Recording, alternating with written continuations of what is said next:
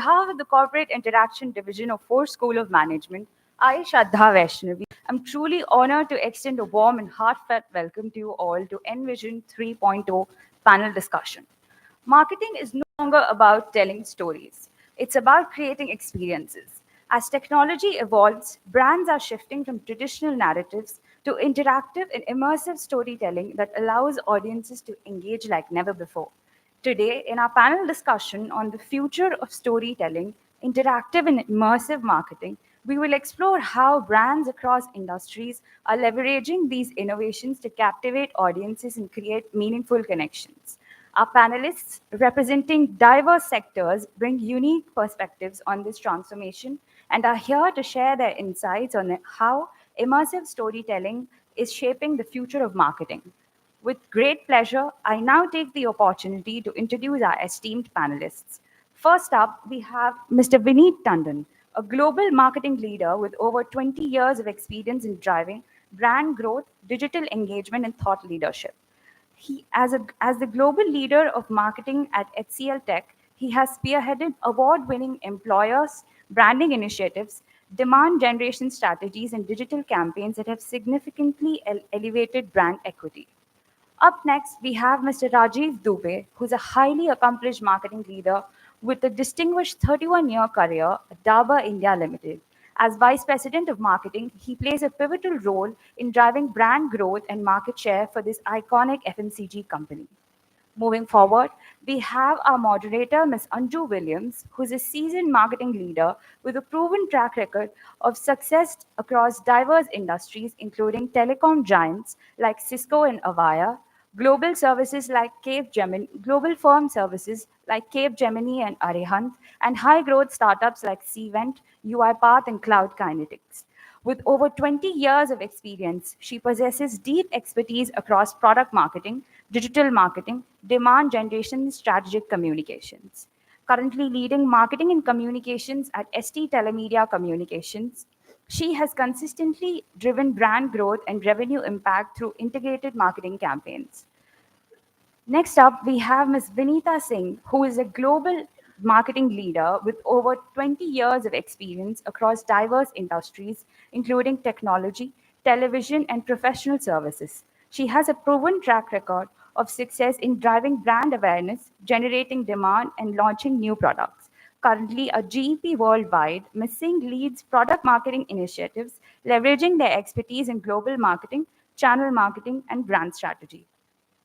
Finally, we have Mr. Jaideep Manchanda, a visionary brand strategist with over 17 years of experience in distilling consumer insights, shaping compelling narratives, and building thriving communities. Currently serving as a Senior Vice President Marketing at Innovative View, Jaideep has led high-impact go-to-market strategies, scaled digital impact campaigns for global audiences, and driven profit and loss with a sharp analytical edge. With such an incredible lineup of speakers, we are set for an insightful session ahead. Let's now dive deep into the discussion and explore how storytelling is being redefined in this new era of marketing. Over to you, ma'am.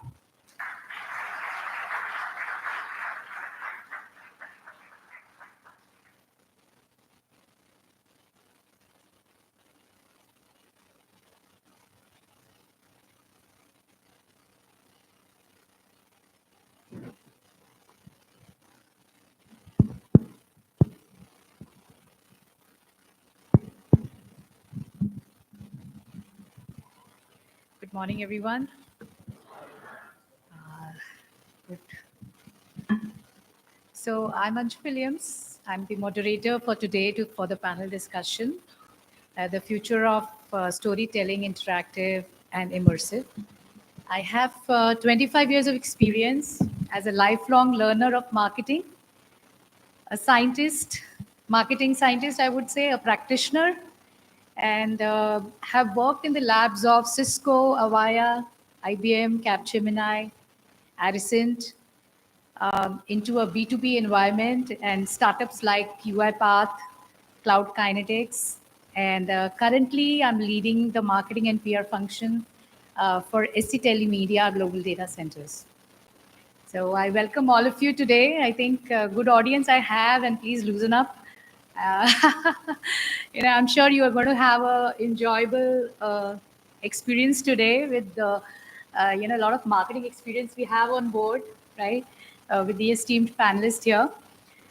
So we'll start with what, according to us, is storytelling, right? And as we know, storytelling is foundational to marketing, right? So we'll discuss that. What are the elements of an impactful story? What are the examples of a good story, right? So, I'll start with, I believe that storytelling plays a crucial role in marketing by creating the emotional connections, right? I'm sure all of us, when we were in our childhood, right, we must be listening good stories from our parents, right? Yes. So I'm sure, you, all of you would be able to, remember those stories even lifelong, right?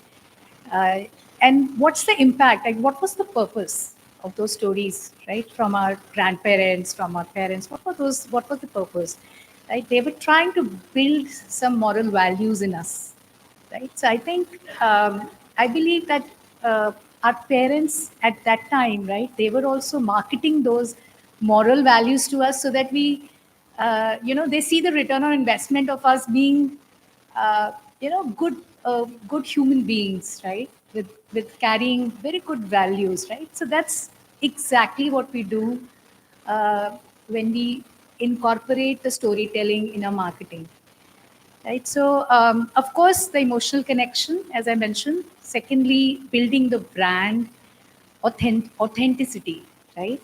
And differentiating our products or services. So, key points on the role of storytelling is to become part of the narrative. Whatever narrative, marketing is trying to tell about the product, right? Through the storytelling, you make it a part of the narrative. uh, you encourage interaction and participation, right? That's another aspect, the benefit of a storytelling. Third is a user generated content which further promotes the brand, because when you will create an emotional connection, it's obviously it will give rise to the action, right, from your target audience. So I'll give you a few examples, like you have Nike, right? Just do it. It propels you, right? It propels you towards doing sports, being physically active, right? Then Dove, right? Their storytelling is about real beauty. So is it really physical beauty that they are propagating? No, they're talking about having more self confidence, right? Having body positivity, right? So I think that's what I had to say, and I'll pass it on to Vinny. Yeah. Thank you, Anju. Uh, really talked about the fact that we all have been listening to stories since our early childhood days, right? Uh, I'll also take kind of unpack this for you in a slightly historical context. Uh, when do you think really storytelling started? Any guesses? You can raise your hand. You don't have to be a silent audience. Yeah. Exactly. So right from the times when Stone Age men would write on a rock or cave paintings that we have, that was probably the earliest origins that are documented as the origins of storytelling. And then fast forward to now, how many of you have social media accounts? Everybody. So that means everyone here is a storyteller. Of course, some would be just vlogging it out. Oh, hey, I get up today 8 in the morning. Some would be writing serious stuff. Some would be creating memes and reels. So that has been the evolution of storytelling. And why it makes a difference, there are people whom we love and we follow on social media because they are able to create that moment of you know uh, entertainment for us or value for us, and therefore we kind of like them, follow them.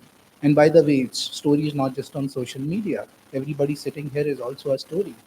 Rajiv would have a different story, or Jadid would have a different story. What they did last evening, today we are here. Today, once we go back home, we'll have a different story to tell.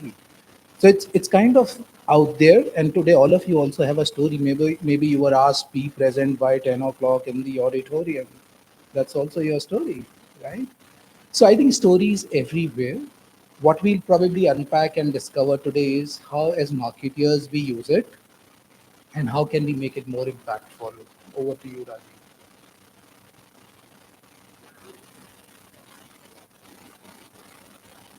Hi, good morning.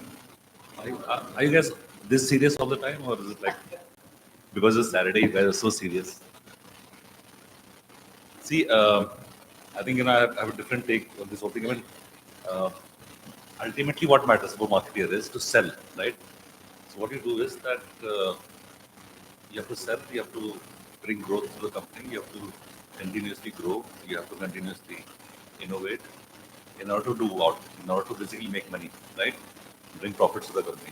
So I'm telling you very without running around the uh, corners and around the circles. I'm just telling you, just only one thing matters is that you tell a story to your consumer, basically in order to sell something, right? And if you don't sell, you don't survive. And to survive, you have to tell a story. And you tell a story, you weave a story in such a way that your consumer becomes loyal to you and becomes a repeat customer, especially for our business, which is a repeat order business. You have to go to the same consumer every day, every month, and sell the same product. Imagine, have you guys heard of a brand called the Real Juice here? How often do you guys consume it? Like once in a year or more than once a year? That's because you told your story that you should have it more than once in a year. And then, do you guys brush teeth every day? Who told you to brush teeth? Colgate? Colgate told you? Who told Colgate? Colgate wanted to make money. That's why they started telling the story. We do the same thing. We go to the consumer and say that, hey, listen, it's very good to brush your teeth once in a day. Then, one guy came up with an idea that, if you brush your teeth once in a day, then how will you grow the company? So they started saying that, okay, you should brush your teeth twice in a day, morning and at night. Then somebody came up with an idea saying that, brushing your teeth is important. However, what happens to your breath in between, etc. So, what about mouthwash? You should do mouthwash as well. So, mouthwash came to me. Then somebody came up with floss. So, mouthwash, floss, then brushing your teeth twice, and then multiple other things which are associated with dental hygiene. So, imagine people before 1920 or before 1900, when first toothpaste was invented by Pepsodent, and they came up with this product called Pepsodent, and it was sold to the world. Before that, also people did something, right? And people had teeth, right? But do we have better teeth now? I don't know. There's no data available. So just giving you an example that how storytelling leads you to buy products and consume products over the period, and you become loyal to the product and you swear by it. And then you have a brand recall, like she had a recall about Colgate. I come from a company which sells product called Red Toothpaste, which is again a market leader in some markets, not in Delhi so much, but like in South and in East, entire East, we have beaten Colgate and become number one brand by telling a positive story about the brand. Similarly, you guys eat Chyawanprash? Any of you ever like did you eat once in the season, or like who told you to eat it? No, no, no. At home, somebody told you to do this, right? Because somebody must have told you it's good. Immunity बढ़ता है. How does it work? Because somebody told you and we told them, right? So the story got passed on. The best story you were told was when you were born. Like, do you guys remember anything when you were like 6 months old? No, but your parents must have told you something that जब तू 6 महीने का था ना तो ऐसा करता था, हाँ? ऐसे दौड़ता था या फिर ऐसे स्माइल करता था. For your first words of this. So you don't remember any of such things, but the story which has been told to you, which got embedded in your head. So you remember through your parents what you did when you were 1 year old or 6 months old. So as a brand, this is what we do. We basically tell story. Our narrative is to the consumer. so that they buy your products every month, every day, consume it, become loyal to the brand, have emotional connect with us, so that we can make more money and sell more products. Ultimately, it's all about profitability and growth. Since you guys are MBA students, let me tell you something very clearly. Most important thing in a company is profit. If there's no profit, nobody exists in the company.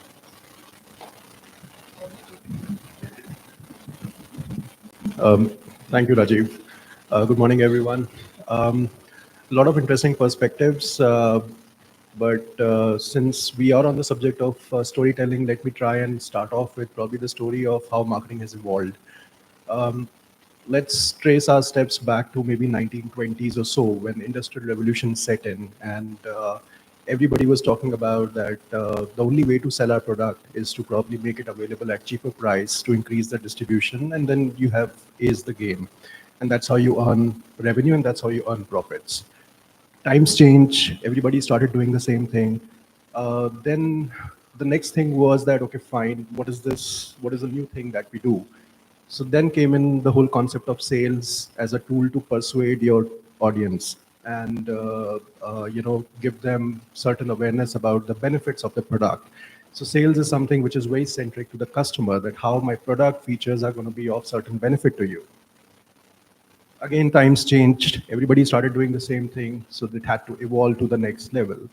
Then came probably the Mad Men era, when somebody realized that, or the agencies in Madison Square, they realized that the best way to sell to the customer is to earn their trust. So why don't we come up with some catchy slogans, some catchy jingles? And interestingly, this was also the time when there were enough avenues with the mushrooming of print, TV, radio. All of this was happening in US, and this is 1960s we are talking about.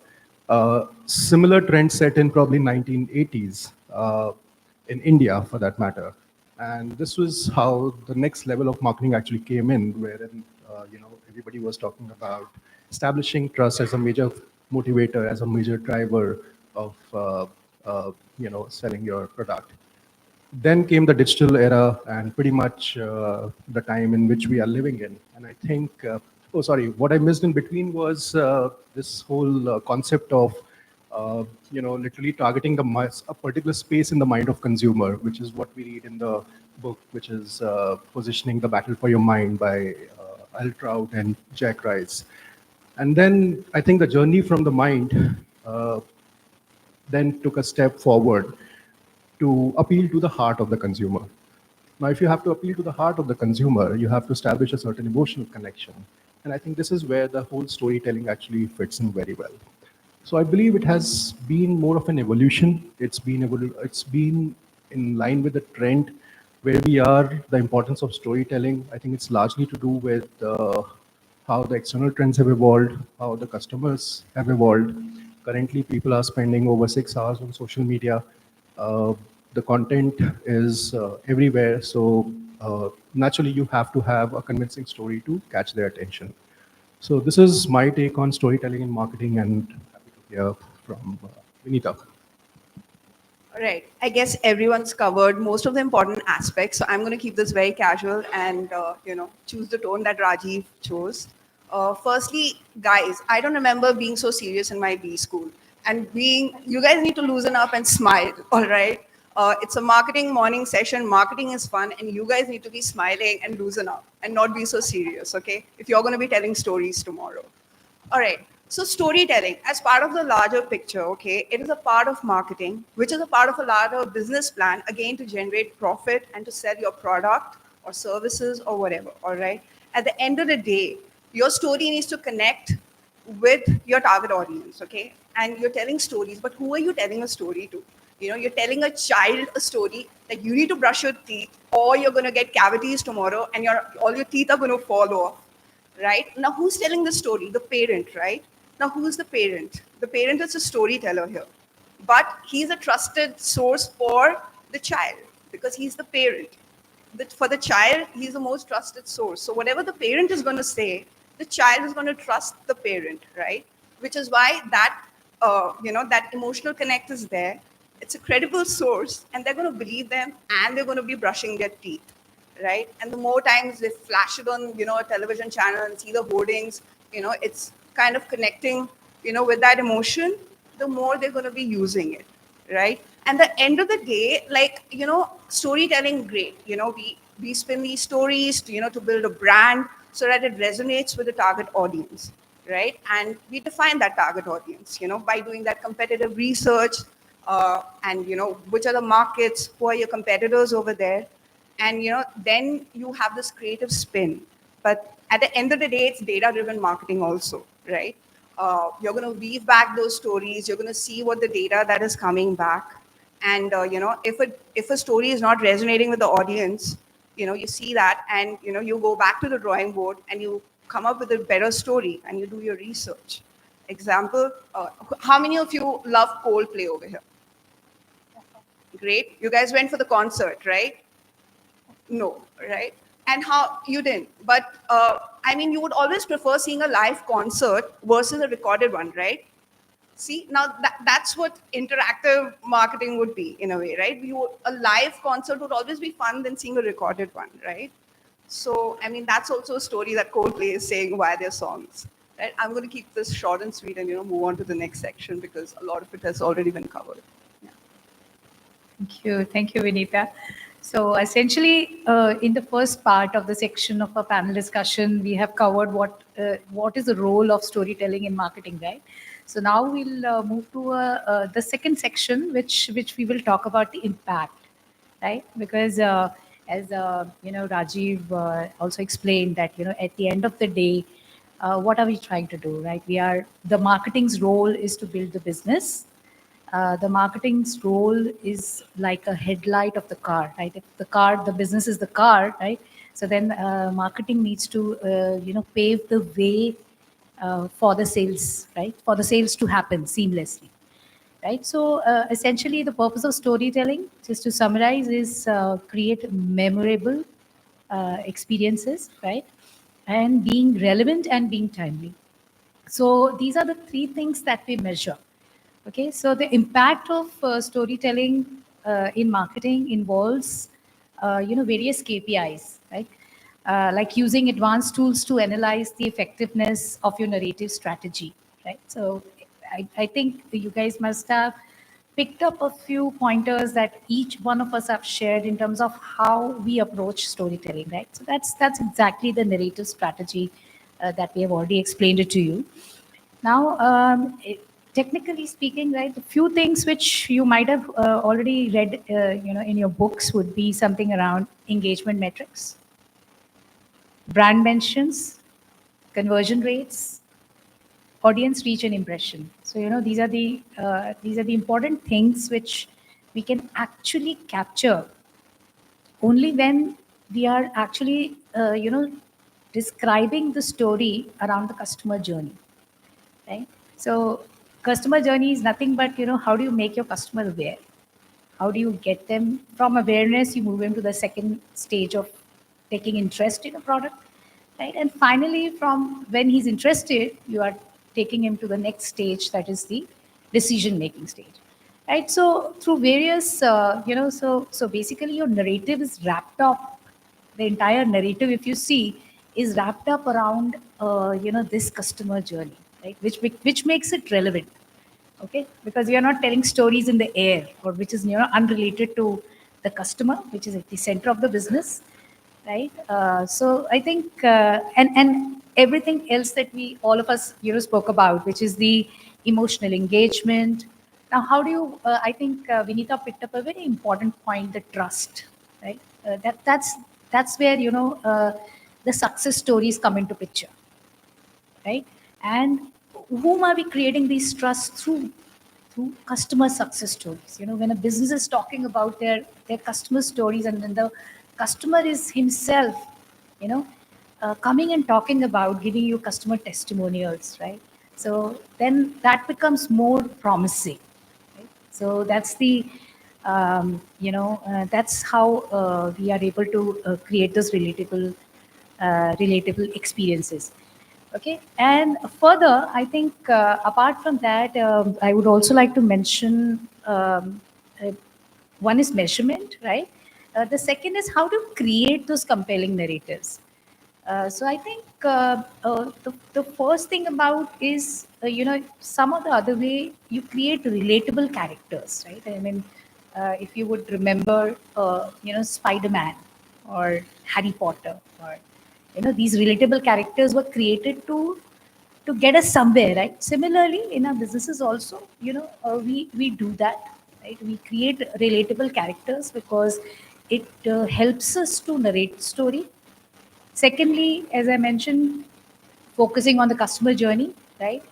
And through visuals, right? So I think in marketing, a very important point is about being, having infographics, videos, images,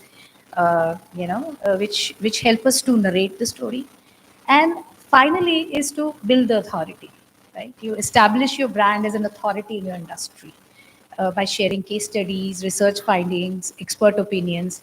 Right? That's how you make your narrative very, very powerful. Okay, so from here I will hand it over to Vineet. Yeah, yeah, anybody, whosoever would like to. Yeah, yeah, of course, Vinita, Jaideep, whosoever wants to take it up. Yeah. So, so how do you, if you would like to share some real life examples of, from your businesses, from your, the best campaigns that you have driven, right? That will be helpful to, help us understand how you've Yeah. taken it ahead. So, guys, the characters that she spoke about. So, I worked in in a B2C setup, and now primarily in B2B, where I'm marketing IT software. Okay, the character for me are the buyer personas. So, I am marketing supply chain and procurement software, to CISOs, chief supply chain officers, and chief procurement officers, right? Now, the basic principle that I would talk about is, you can never build a brand by saying, we are the best, we do this, buy us. You always have to begin with your target audience, with the buyer persona that you're targeting, right? You have to talk about some problem statement, or, that your product is going to solve. You have to begin with an outside in approach, right? The problem versus an inside out approach, where you say, we are the best, we do this, these are our features. No, you need to begin with the problem statement. There are a lot of, now this is going to sound very dry and boring, but yeah, there are a lot of, data silos. We have a software that's going to address A, B, C.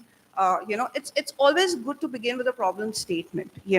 And storytelling, I would translate it in my work, where in one of the organizations, everything was very haphazard, and we had to come back to storytelling to address it. Randomly, content was being written in, it wasn't coming together in any ways.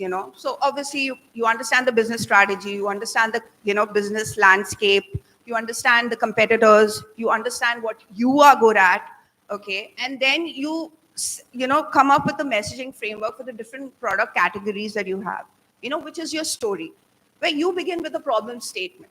This is the problem, this is what we are addressing, how are you addressing it, what sets you apart from the other players in the market.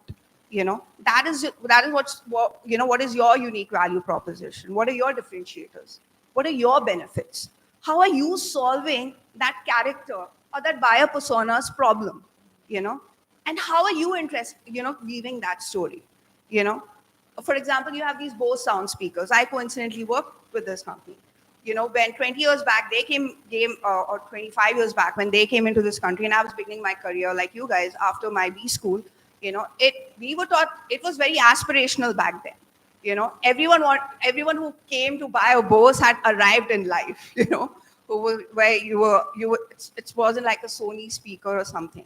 Then that's how you carve your message, your story. You bring people to the stores. We had a whole experience in all our company owned showrooms to connect with the customer. Whoever valued the sound, superior sound, obviously would come and experience it for themselves. You get the customer's trust, and the story connects with them because they've experienced it firsthand. It's not just a story now. You trust the brand, and you go and make that purchase because you've arrived in life and music matters to you. You love music, you love that bass sound in that rock song that you listen to. So yeah, you're going to make that purchase. In my IT software, B2B marketing, maybe not that exciting, but yeah, a chief procurement officer is probably going to read a Gartner analyst report, right? And if you're a leader in a quadrant where the third party is saying, like, you're a leader because of this and has evaluated you, you've gone through the process, obviously there's a trust. When a third party is saying this versus an ad where I'm screaming, hey, I'm the best, it's a credible source. So you get the trust.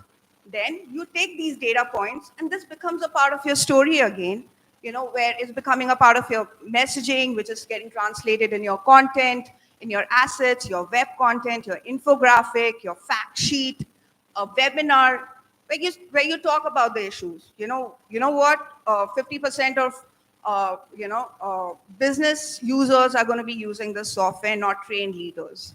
Oh, that makes sense to me. Oh, the users, anyone can use this software. Great. So I mean, these are some examples that I shared that that would make storytelling, make sense in the whole marketing concept and the business strategy of a company. I hope it made sense. Guys, smile, loosen up.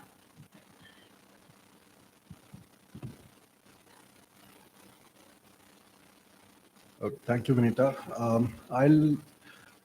I have 3 points to make over here. I think when it comes to creating an effective storytelling narrative or a campaign, one is, of course, you have to look at the context in which you are currently. I mean, and that depends upon the product or the category in which you are currently operating.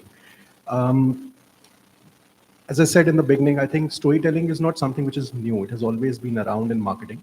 It's just that it has become probably the talk of the town simply because the advertising media has become, the cost for reach has become costlier. It's easier for a brand to create their own channels, to create content, to ensure that it is promoted in the right way without any media wastage. And so there's a good ROI for the buck as well. So I think it has led to more of empowering the brands with the kind of content that they want to give out. But as I said, I mean, I think some of the iconic brands in the past have been built on storytelling. I mean, although it was more of a brand agency kind of a relationship, I'm talking about campaigns like Jago Re, Dimag Ki Batti Jala De. I'm talking about campaigns like Dar Ke Aage Jeet Hai. These are some of the campaigns which we've all grown up watching, and they have led to creating some great brands. So understanding what is the context in which your brand is operating, you can decide whether you need an effective storytelling strategy or not. Second thing is, I would say the base of any storytelling narrative is the insight. I'm sure Rajiv, owing to his experience, and Vineet also owing to his experience, would corroborate that. Any great brand is built on effective consumer insight. And again, here I would like to take the example of Surf Excel's Daag Achhe Hai campaign. The way they picked up an insight that dirt, which was traditionally looked at in a negative way, can be actually portrayed in a positive way. And they spin the entire thing and created some wonderful, heart-touching, emotional, heartwarming stories, led to Surf becoming probably the billion-dollar brand it is in the HUL's portfolio.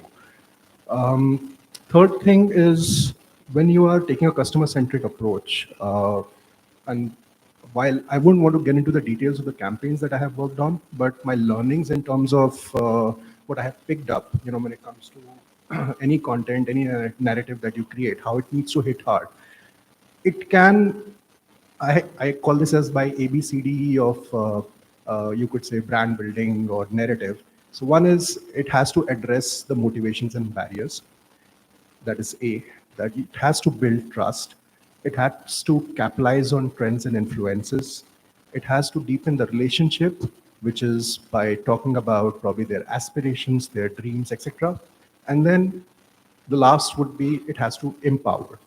As long as your message falls in any of these one or maybe multiple windows, or let's say you could start off with A and then you could end at E. And most of the brands have actually taken that journey. They have started by starting with addressing the motivations and barriers of the consumers, and finally ended up creating, let's say, a campaign line which was more focused on empowering a certain section. Airtel is one good example. If you were to trace their campaign journey, brand building journey, you would actually find traces of this in a very sequential way. And I think this is one approach which can lead you to a very, so whichever brand that you're working for, if you were to try and apply this, depending upon the context in which the brand is operating, I'm sure you'll be able to come up with a very effective storytelling campaign.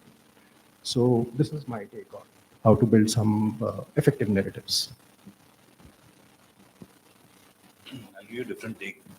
So what happens is that, front facing, when you see something from a company, basically you see some advertising or some communication which you see, right? But in the background, what happens is a lot of data. So what all of us, what we do in our jobs is basically we look at data all the time. 24/7, this is what we do in our jobs, 95, 98% of job is looking at data, finding detections from the data, and then basis that data, telling some story outside. Companies like ours, what happens is that we do a lot of social listening, So whatever chatter which happens, say on Twitter, on LinkedIn, on Facebook, on Instagram, anywhere your brand gets talked about, what one does is that one listens to all the noise which happens outside, try to funnel it down into some insight, turn that insight into a story, and tell that story to people. I'll give you an example of one brand called Dabur Honey, right? So we launched this brand about 30 years back, and that's what this brand is has over 60% market share, just like other brands which have more than 60% market share in this company's fold. Like Real Juice has about 65% market share. Chyawanprash has 66% market share. Honey has over 60% market share, right? So how we built this and how did we maintain this market share over the period? We had to keep changing the story what we tell to consumers, right? So when it was launched early in 90s, honey in this country was used only for one purpose, which is for puja. Or sometimes people used it for something for medicinal purposes, etc. It was not used on a daily basis for household. So one of the first campaigns, we just used to talk about purity of honey. That's it, just purity of honey. And we used to sell like 10, 20 crores of honey in a year, etc. We used to have very fantastic packaging. The quality checks were fantastic. Procurement supply chain was perfect. Our distribution was perfect, etc. But still, it remained like a brand which was consumed by only 2 to 3% population of the country. So unless until a brand, say from 2% goes to over 20, 25% households, you'll never have a successful brand in this country, right? The brand will remain a very small brand.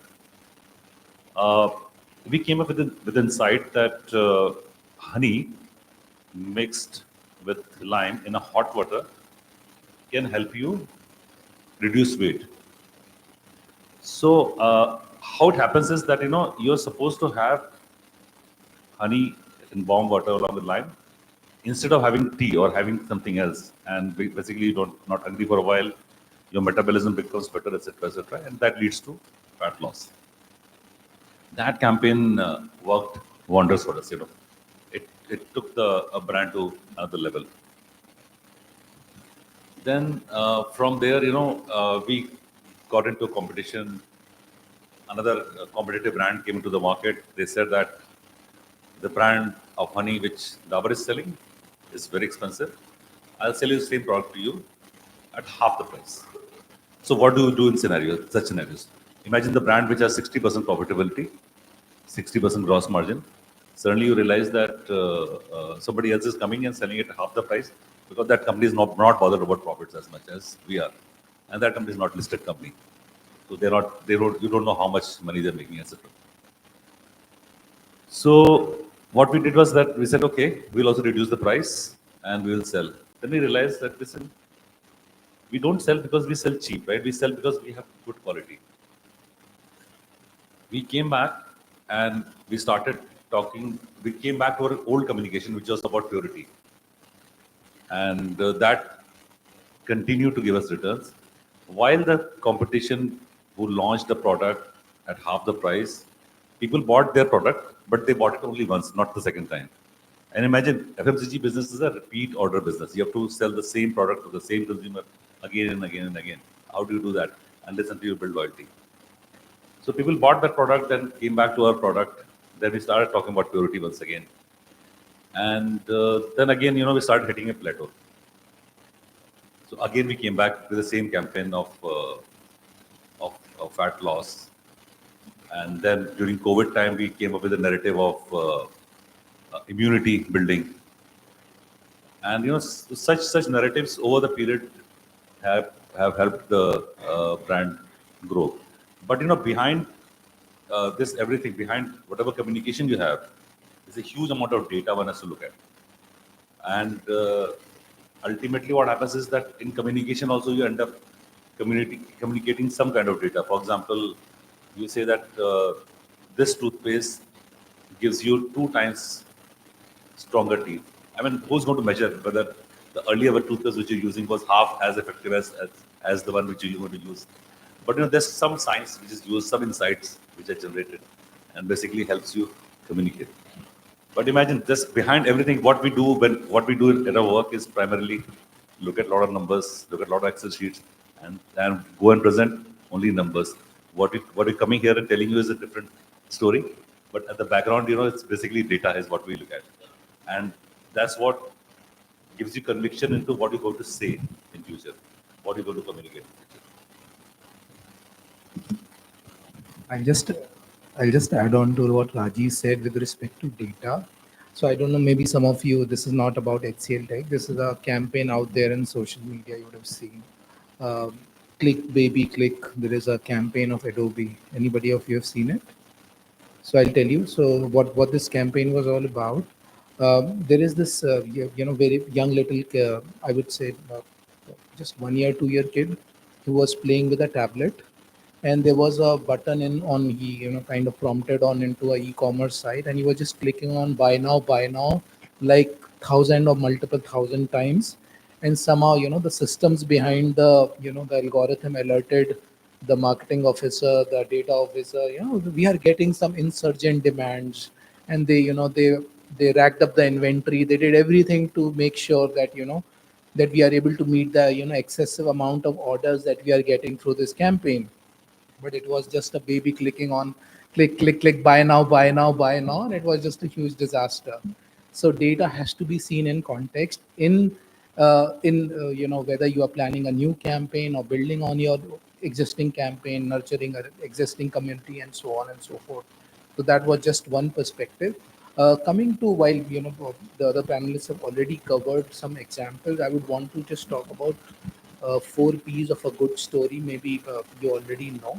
So a good story, whether from examples of Dabur or others, it will be about people. So Anju talked about characters. So who are the characters in the story? Is it your parent? Is a company trying to build you a habit and therefore buy more products? So that's people. Second is place. Where is it happening? Is it locally happening in your town? Is it global? Third is your the purpose. What is the purpose? So for example, in case of Dabur, it was creating a new purpose of building habit of brushing twice a day, or if it was not earlier, then it the new habit is brush twice a day, because, and then maybe it has already come that brush every time after your meal, so that you buy more and more of toothpaste, right? And fourth is the plot, how you are telling the story, the plus and minuses of it, the the protagonist, the antagonist, how the whole story unwinds is equally important in deciding the kind of impact that you are able to generate. And this is very funny about oral care. Just to make you guys laugh. So, in our company, we keep testing a lot of products in office, right? Like we have honey, it's very easy to eat. Juices, keep drinking juices all the time. What does the oral care team does, So what they do is that if you go to the washroom, you see that these guys are brushing their teeth. They're trying out new products. So when I go to the washroom and see these guys, say, घर से brush करके नहीं आया क्या? यहाँ brush कर रहा है करके. So keep trying the products, and there are like hundreds of products in the pipeline all the time, and they keep testing on themselves first before getting it to you. So I think very yes. Please.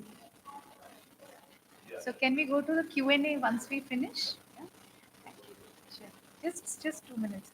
So moving on from I think Rajiv has spoken. He has given us excellent, very interesting experiences from the B2C.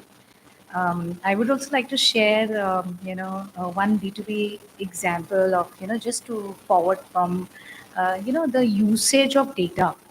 Okay. So I work for a company, Global Data Centers, ST Telemedia Global Data Centers. We have 28 data centers across the country in 10 cities. Okay.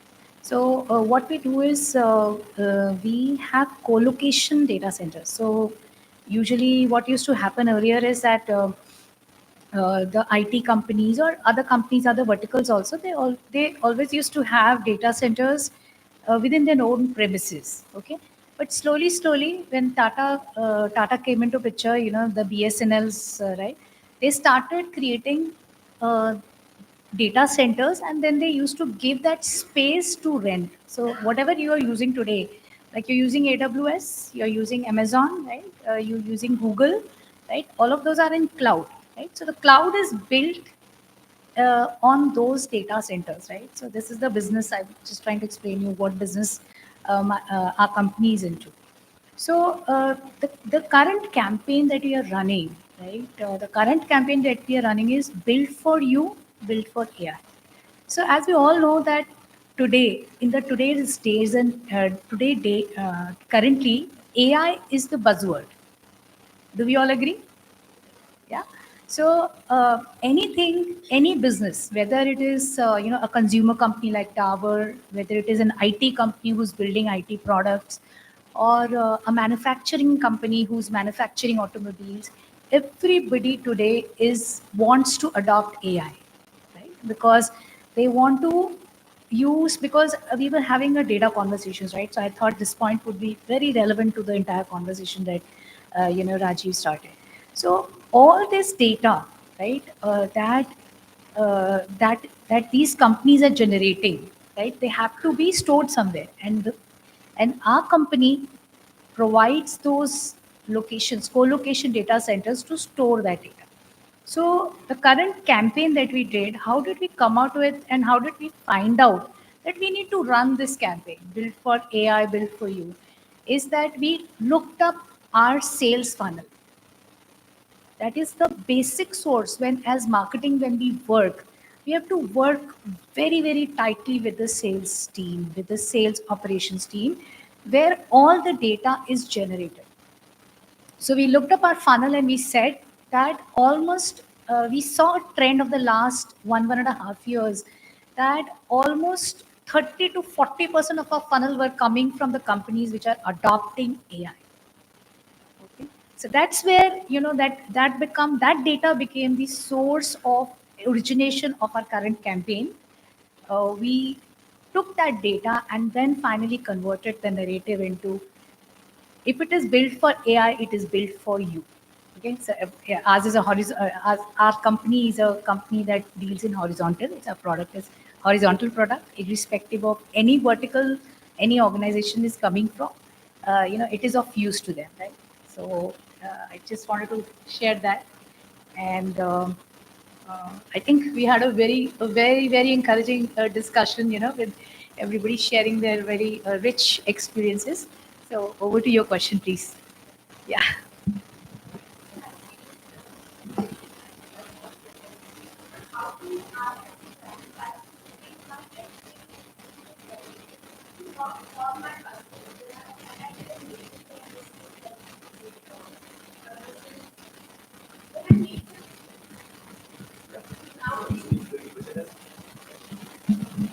So is a question that the data, whatever is claimed by company, is it authentic or not? That's the question, right?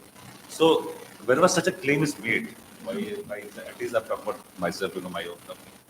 I can't talk about other companies, but whatever products we sell and whatever claim which has been made, it has been based on some data and some clinical research in the background. So before making the claim, what happens is that we have a setup called Dabur Research Foundation. That what it does is that it's got like thousands of scientists, and they work on each product and they do trials for a long period, and after that only they come up with any claim. So any claim which you make is based on some data. Otherwise, you'll not make a claim because there are government bodies, there are various checks which are there, which won't let you say anything just like that. It's not easy to say anything just like that. And there are companies who do it. I'm not saying that you don't do it. You do it, but they get caught eventually, and Supreme Court calls them in the court and say that apologize in front of the public. This also happened in time, and happened with Patanjali recently. Swami Ramdev and Balakrishnan, they were called by court and they were asked to apologize for whatever they had said during the COVID period about their products, and they had to apologize in public. And so you can't get away with claiming anything. Whatever claim one is making, it has to be backed by data. It has to be backed by empirical research. That's the most important thing. Just like that, you can't just go and say that this leads to weight loss or say growth of hair. Otherwise, I would have grown my hair by now. I couldn't do it, right? If a hair growth formulas are all working, what it says that it helps you growth, but it didn't work for me, unfortunately. So I think what you were trying to say was also in the context of this social media influencer food pharma, right? Just coming up with a lot of, but I think that's more about not that companies have made wrong claims, but it's also about uh, poor understanding of Indian consumer of how to read food labels. If that kind of correlates to what you were saying. So, I think the younger generation nowadays, your age group is like very much aware about products. And, I have a son who reads every label before consuming anything. So, which I never did, I mean, I believed whatever was told to me, that बड़ों ने बोला है या कुछ सही बोला होगा. This generation doesn't believe in it. बड़ों ने बोला होगा एक बार question करके पूछते हैं जरा. So, which is a good thing, which is a very good thing, which is what this guy is doing. And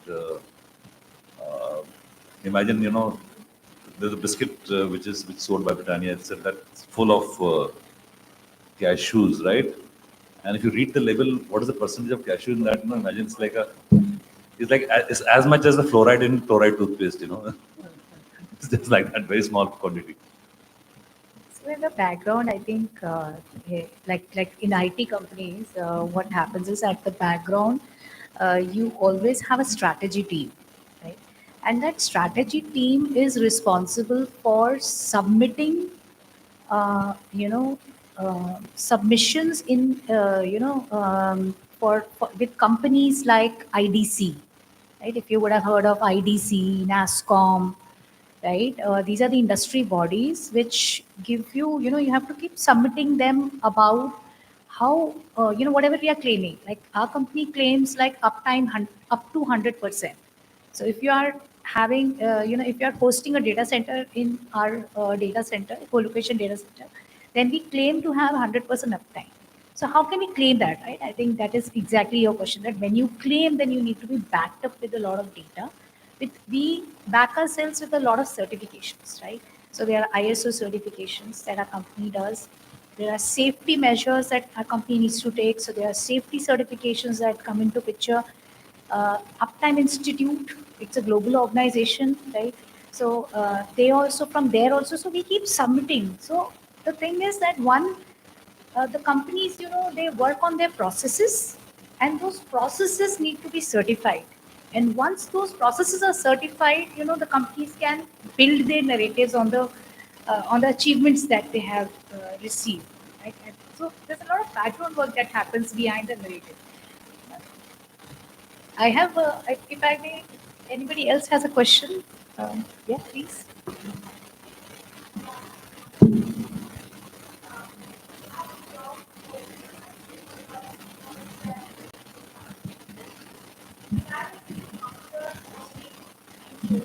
Propagate a general idea instead of a product. So that is to say that when you say that Dabur brought an idea that you need to brush your teeth twice, okay, Baz bought the idea, but how do you guarantee that they're brushing their teeth twice with Dabur? I could rather use Colgate for that. Even they are propagating honey as something that would help you lose weight.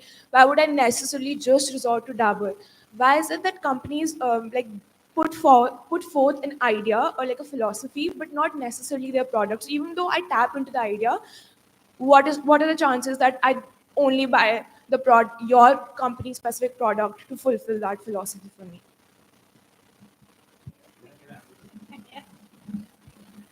So yeah, so it's not, so basically idea is, so what, such claims are usually made by the market leader, right?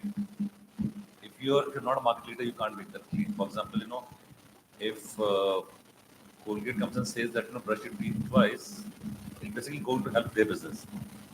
But if I say this, that go and brush your teeth twice or thrice, uh, a large portion of my communication will help Colgate actually.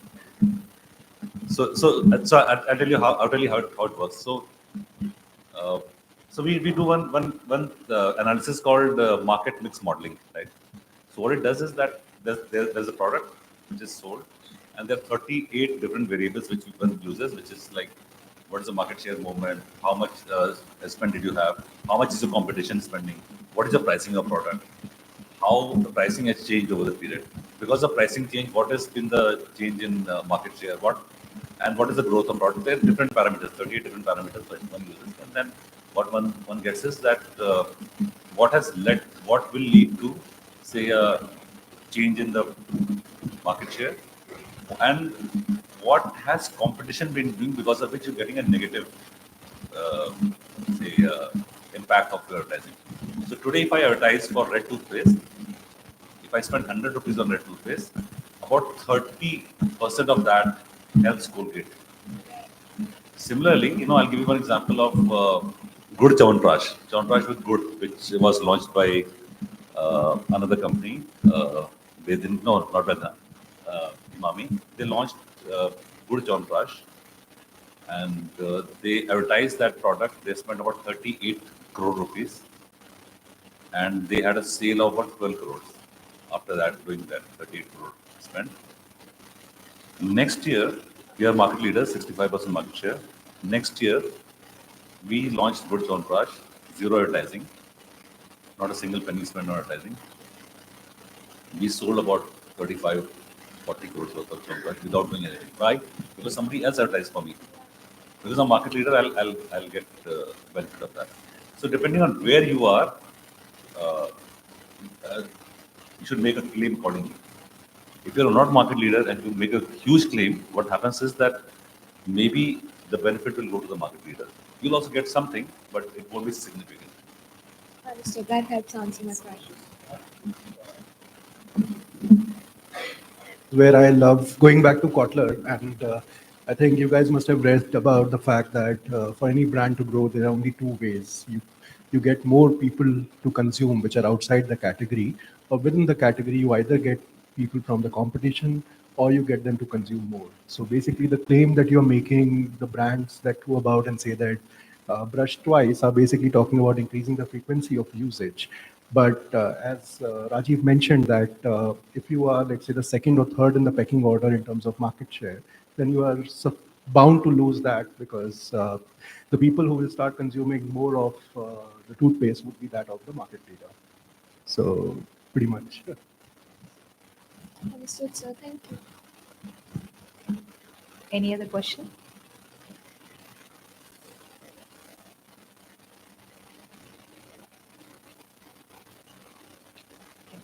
To what you said, source of business.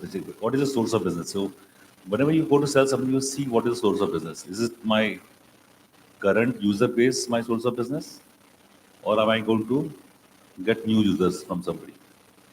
So, if you get same consumers to consume more, you'll have more volume growth, right? If you get new users to come into your fold, you'll get further more volume growth. And with every product, what you have to drive is basically volume growth. Unless until you don't drive volume growth, you'll never get, say, growth in the company. One is value growth, which is like price increase will give you some amount of growth, which is only just a price-led growth, and that money doesn't come to you eventually. what gets you profitability is basically volume, and volume comes from consumers. And consumers, you get consumers by understanding, are you getting business from the existing set or the newer set?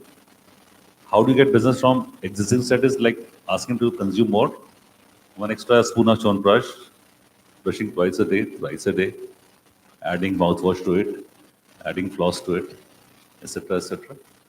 Or going to somebody else and taking business from somebody else, making a superior product, making a claim which is backed by data.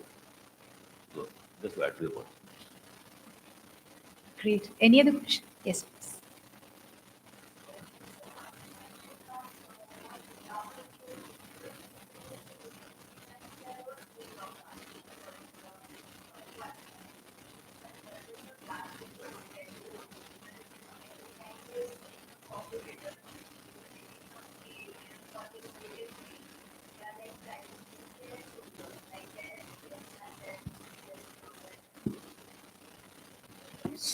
So the story, the essence of story remains the same, which is the purity.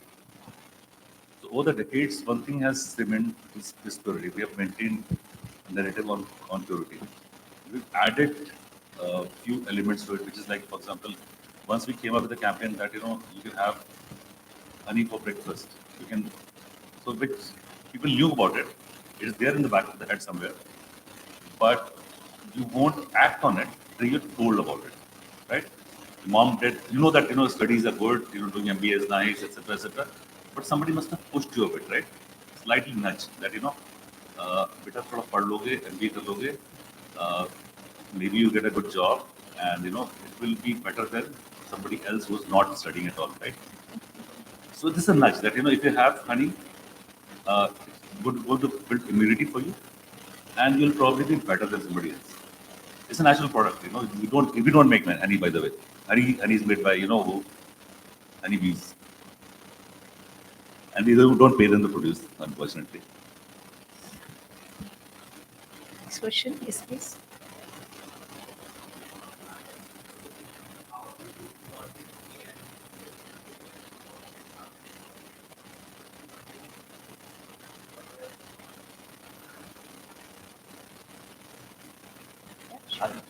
Okay. I can take that up. So I think today I can tell you that in our day-to-day life, we are using Chat GPT, okay, Copilot, Microsoft Copilot. Okay, it makes the life so much easier, right? The initially when it came, it was a little difficult for me to, because it's not Google, right?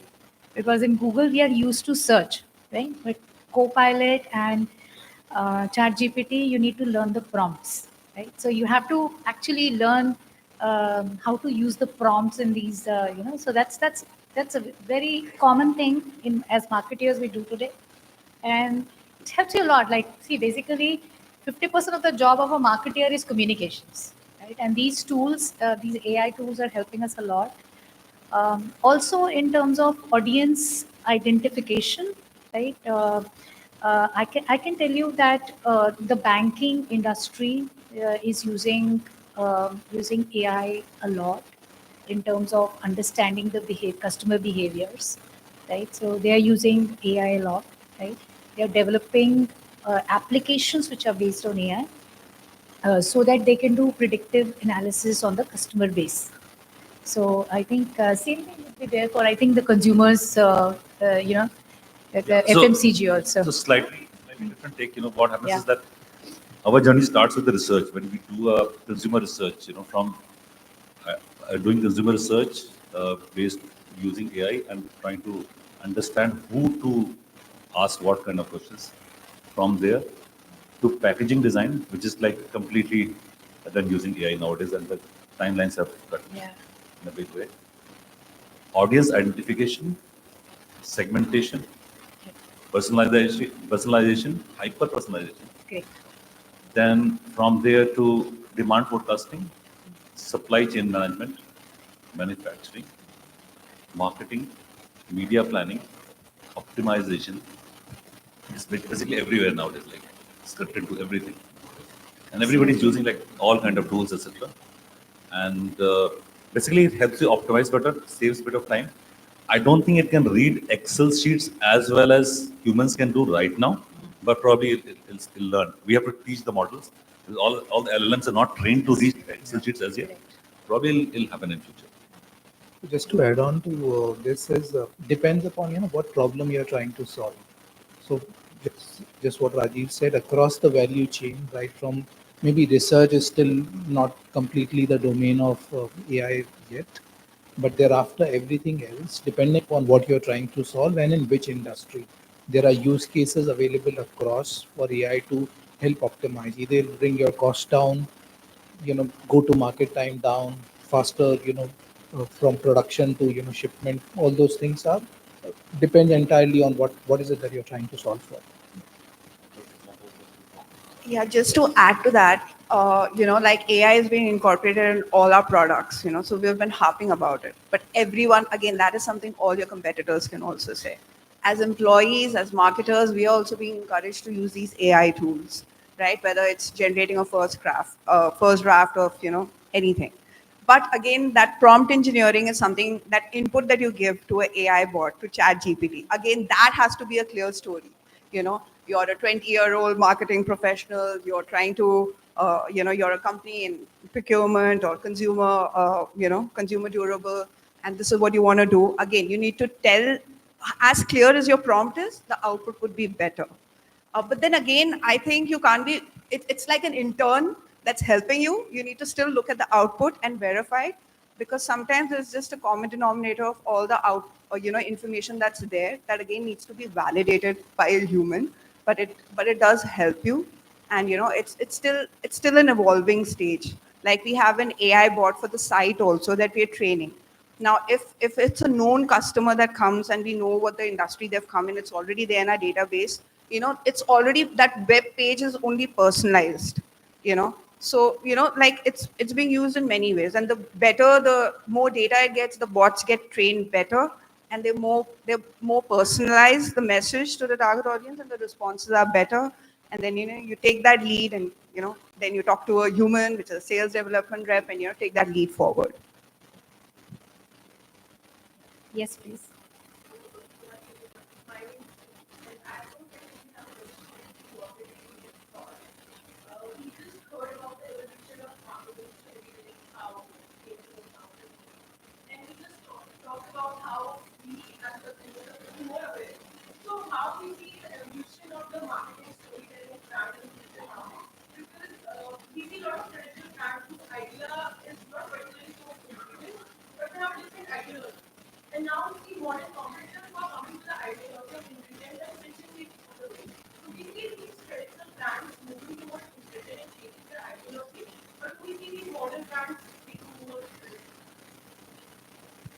I think I can start. Yeah. So I think marketing of different verticals is different, right? It is different, but I think the baseline will remain always the same. That marketing will tend to create strategies according to its customer. The customer is always at the center, right? So now, as the consumption of content, right, whatever we are marketing, we are basically, that content is right up there on the website, it's on the social media, everything, right? So let me give you a very this while while Vinita was talking, this example was coming into my mind was, look at OTT. All of us watch Netflix today, right? So you will, first of all, you have to say, okay, you have to press on your user, right? Like I'm Anju, then I have to first click on that, that amongst my family members, I'm the one who's watching. And then the entire data gets captured. And whatever types of genre of films that I like to watch or content I like to watch, it will be thrown up to me. This is the future. This is how so I can tell you one experience of mine. I used to work with when I used to work with Capgemini. That time Capgemini was developing this software of reading the customer behavior and converting it into that OTT platform. And today it's right here. Right? So we are seeing the evolution. This is the evolved world which will go from here to the next level. Right? So sometimes me and my family members, few of us are discussing that when we are accessing the Gmail, right? And when I'm accessing my personal emails, I see that whatever I was talking to my husband about something, right? It is actually showing me, okay, I want to buy this particular dress, and that dress is coming to me in my email. So how is that possible? It is a very mysterious thing that happens, but I have been observing that. So even your phone, this is the future. Never ever we would have imagined in the past that my phone is listening to what I'm saying. My emails are whatever I'm talking about it's being captured, and quickly the market is converting that into ads. They are being served to you. Do you agree? Yeah. Yes, please. You were saying something? No? Okay. I would like to add one point to this. If you've been reading a lot of news, I mean, the recent example is the acquisition of Minimalist by one of the known FMCG brands. And there are few more other brands one could talk about, whether it is Yoga Bar, Whole Truth, etc. These are all new age brands which have been built by new age founders, although most of them have been the products of the traditional product companies that we are aware of. But they have crafted a very unique blend of storytelling plus their product strategy, and created brands which are now seen as innovations, something which a lot of the incumbent FMCG brands have not been able to really master. So that's how the trend is moving. So the success factor has been marketing up plus a certain innovative product strategy, and that of course is something which is going to be driving the future. If I were to answer your question. All these the cookie capture that happens, the whatever you are searching, it quickly gets converted into your user profile. Even if you're not even aware of it, but please be aware of it. Whatever you are consuming on internet, that is getting converted, and that is getting forwarded to the people, the ad network. I think Rajiv is an expert amongst us in terms of the ad networks. So Rajiv. What happens is that you quickly make such cohorts, and Yes. If you look for a car, obviously, what kind of car you're looking at, immediately you start getting targeted, and somebody will come to you, and then suppose you're looking at, say, BMW, you'll get a similar kind of a BMW. So we're looking at entry-level BMW. You'll be targeted with all similar kind of cars. You won't be targeted with Maruti Alto then, you'll be already targeted with better ads. Similarly, so there are companies who used to do it very blatantly earlier, which is listening to your phone. Uh, it's more prevalent with Android devices. Apple users used to be very proud ones that our phones are not listened to, but they're also listening to us. It's always they're listening to you, and they are basically giving you the products which you talked about or which you thought you discussed with your friend, etc. And so that's hyper personalization. That's what basically what it does is that it buckets you in certain category, uh, gives you that product, will keep prodding you till the time you don't buy it. Or if you buy it, then somebody else will come, please buy me as well, etc. etc. So that's the future. Yes, please.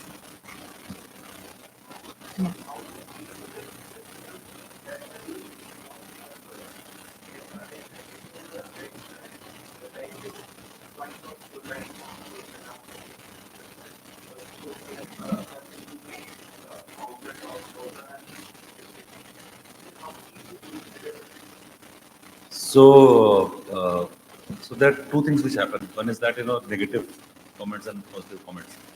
For us, what we have seen is that if there are million positive comments, there'll be one negative comment. If you go and see Amazon, all our products are like rated at 4.6, 4.5. We have not done it. Consumers have done it. So there's very good testimony to our products and says that whatever we're doing is right. It gives you a lot of credibility. Negative comments, what happens is that you reach out to that person immediately. So we have a team which reaches out to that person directly and says that, gives him reasoning, etc., etc. And try to convince that person. 90% times it works. You go and talk to that person. Yeah, yeah, yeah. And just talk to them, and usually it works out. Usually, what happens is that somebody bought a product which has gone stale, or probably, happens in juices a lot. If a juice pack is punctured, and it's gone in contact with atmosphere, oxygen, it basically becomes bad, right? Because the sealed pack, if sealed pack is unsealed, then it obviously will become bad. So you talk to them, reason out, and find out what is the date of manufacturing, when did they open the pack. If you go down that line, do reasoning with them, talk to them, you will get a solution for that. I have a use case example of something similar. Maybe some of you have also experienced. I ordered an iPhone on Flipkart just like 5-6 years before, and what I received at home 2 days was a Patanjali Sabun ka tikki. Yeah. So, and I was kind of busy. I opened the thing on next day and I was like shocked. And then when I'm calling, I'm a Flipkart helpline. They say you should have reported it then and there and all that. But then I figured out the CEO's ID and wrote to them, wrote a LinkedIn post, and then money was refunded in like 48 hours and all that. So it happens. But then you have to reach out, and most of the brands which really care for who they are, they will not cheat you on that. Yeah. Really, somebody would not respond to you. Nowadays, you can't do that. Maybe earlier when communication was not possible, I mean, The there was price no is too social high. media. The companies are not out there in the open. Today, anybody can go to Twitter and start talking about something about the company. You can do it once probably, but the company will reach out to you, or somebody will reach out to you and basically ask you to be reasonable, or say convince you to take it down, etc. I want to add to that in a B2B context. Okay. Now, for example, if our current customers are complaining about some feature in our benefit or some user interface that's not working, we get that feedback for, I don't know, 12 big, Fortune 500 companies. It goes back to the product team. We go to the user review websites like Trust Radius, G2, Gartner Peer Insights. It'll go back to the product team. They're going to realize there's an issue there, and they're going to, re-engineer and, make the product better. But at the end of the day, you're selling a story. But if the product is not delivering, you need to go back to the drawing board and fix it. So you have to like construct it, reconstruct, whatever the issue is, and address it, and connect with your current customers so that you can retain them. And again, it's the voice of the customer, which is very close nowadays, right? Obviously, for a consumer FMCG product, it's very easy. But yeah, but even for B2B, because at the end of the day, you're going to lose, if your story is not true, you're going to lose your brand equity, you're going to lose customers, you're going to lose trust, right? Yeah. I think just to wrap up on this question, I think in the B2B environment, the first and the foremost thing is this will happen. There's no way about it that it will not happen. It will happen. Amongst all the PR activities that we do, we try to build the brand, right? We create stories around our successes, around our features, right? We have to keep the communication on, right? But it does happen that some of the other journalists will pick up something, or some of the other customer will usually see in B2B scenario, the customers are hold tightly mostly. Right, that's very different from the B2C scenario where people will respond on Facebook, etc. But in a B2B environment, most of the customers are held very tightly. So you have a customer experience team, customer experience management team in most of the B2B scenarios where the customers are held very tightly. So you control the feedback that's coming from them because you're connecting with them on a quarterly basis, etc. So you're able to take care of, it's more structured, I would say. But having said that, in such instances where you need to, I remember there was one outage, there was a cyber attack that happened in one of the customers' data center, which was hosted in our premises. So we only host data centers, right? But the cyber attack happened on the server, which was hosted in our data center. So at that point in time, our company did take up a lot of critical communication because all this was leaked. Like, when such instances happen, who leaks this information? The journalist. Okay. So the journalists are the ones who will write something negative about you. So from our perspective, we make sure that we have, just as you have a customer relationship plan, you need to have a journalist relationship plan also. You need to target, you need to create a good map of your journalists who all matter to your industry. Okay, and now how do you tackle with that? लिख दिया किसी ने, अभी क्या करोगे? तो now you need to, अगर उसको हिंदू में आया है तो आप टाइम्स ऑफ इंडिया में एक बड़ा आर्टिकल निकालोगे which actually caters to and addresses that particular issue that has been brought up, because the trust somewhere has been broken in the mind of the customers, whosoever is it has read about you. Then now you need to start building it again. Okay, so I think that's, as a marketing communication department, you have to continuously keep doing that. There's a big section called analyst relations, okay? Gartner, Forrester, IDC, you know, one bad rating, one bad position in a quadrant, and the CPO, C-levels, they're all going to read that analyst report to evaluate, you know, their purchase, which is a long sales cycle in, you know, IT products, and it's going to influence the decision makers and the influencers.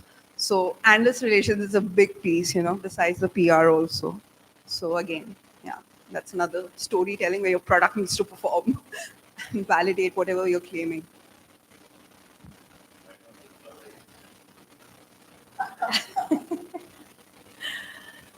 You're good. Thank you. As we come to the end of this insightful session, I would now like to call upon Ms. Nishita Yadav to present the memento to our distinguished panelists as a token of appreciation. I think before we, you do the felicitation, I think we would like to thank all of you, brilliant audience, I would say. Okay, you took some time to loosen up. Thank you so much.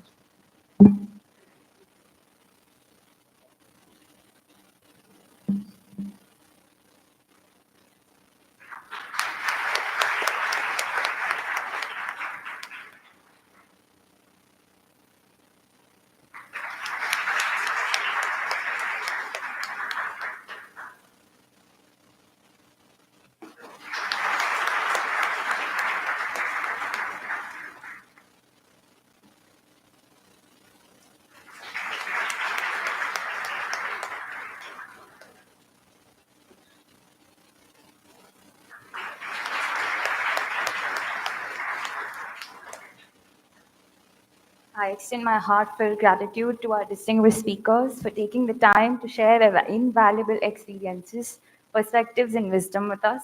A special thanks to our enthusiastic audience for their active participation and engagement. With that, we conclude this segment of Envision 3.0 panel discussion. We look forward to more such enlightening discussions in the future. Thank you and have a wonderful day ahead.